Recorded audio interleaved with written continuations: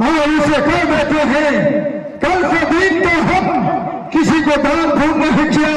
अच्छा, लेकिन मेरे दरबार में जो मांगने के लिए आ जाएगी और आ जाएगा उसे हम पूरा कर देंगे। उससे पहले तो मैं आ चुकी हूँ, उससे पहले तो मैं आ चुकी हूँ। आपसे बड़े भैया ने आपके लिए हीरा सिंहासन आफरोज के लिए दे दिया।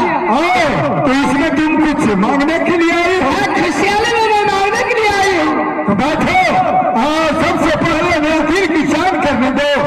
आज इस रात दरबार में धूमधाम से आज तुम आई हो और मैं आज जब लगाएगा मांगने से पहले मंत्री जी हजूर लखापति मैं खोलिए